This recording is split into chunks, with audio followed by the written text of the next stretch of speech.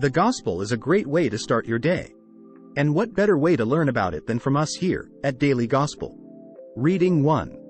A certain man of the house of Levi married a Levite woman, who conceived and bore a son. Seeing that he was a goodly child, she hid him for 3 months. When she could hide him no longer, she took a papyrus basket, daubed it with bitumen and pitch, and putting the child in it, placed it among the reeds on the river bank. His sister stationed herself at a distance, to find out what would happen to him. Pharaoh's daughter came down to the river to bathe, while her maids walked along the river bank. Noticing the basket among the reeds, she sent her handmaid to fetch it. On opening it, she looked, and lo, there was a baby boy, crying. She was moved with pity for him and said, "It is one of the Hebrews' children." Then his sister asked Pharaoh's daughter, "Shall I go and call one of the Hebrew women to nurse the child for you?" "Yes, do so," she answered. So the maiden went and called the child's own mother. Pharaoh's daughter said to her, "Take this child and nurse it for me, and I will repay you." The woman therefore took the child and nursed it. When the child grew, she brought him to Pharaoh's daughter, who adopted him as her son and called him Moses.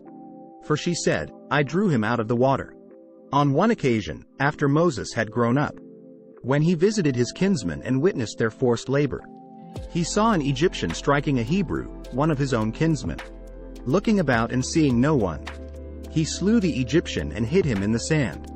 The next day he went out again, and now 2 Hebrews were fighting. So he asked the culprit, "Why are you striking your fellow Hebrew?" But the culprit replied, "Who has appointed you ruler and judge over us? Are you thinking of killing me as you killed the Egyptian?" Then Moses became afraid and thought, "The affair must certainly be known." Pharaoh, too, heard of the affair and sought to put Moses to death. But Moses fled from him and stayed in the land of Midian. Responsorial Psalm. Turn to the Lord in your need, and you will live. I am sunk in the abysmal swamp, where there is no foothold. I have reached the watery depths. The flood overwhelms me. Turn to the Lord in your need, and you will live. But I pray to you, O Lord, for the time of your favor, O God.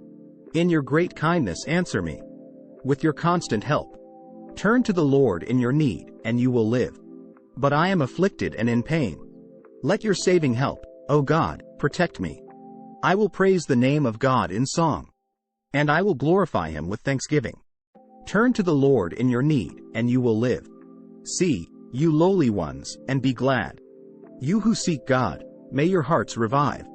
For the Lord hears the poor, and his own who are in bonds he spurns not. Turn to the Lord in your need, and you will live. Alleluia. If today you hear his voice, harden not your hearts. Alleluia, alleluia. Gospel. Jesus began to reproach the towns, where most of his mighty deeds had been done, since they had not repented. Woe to you, Chorazin! Woe to you, Bethsaida! For if the mighty deeds done in your midst had been done in Tyre and Sidon, they would long ago have repented in sackcloth and ashes. But I tell you, it will be more tolerable for Tyre and Sidon on the day of judgment than for you. And as for you, Capernaum, will you be exalted to heaven? You will go down to the netherworld. For if the mighty deeds done in your midst had been done in Sodom, it would have remained until this day. But I tell you, it will be more tolerable for the land of Sodom on the day of judgment than for you. With this great message from Jesus, we wish you a happy day. Remember to subscribe and like, so we can continue making these videos.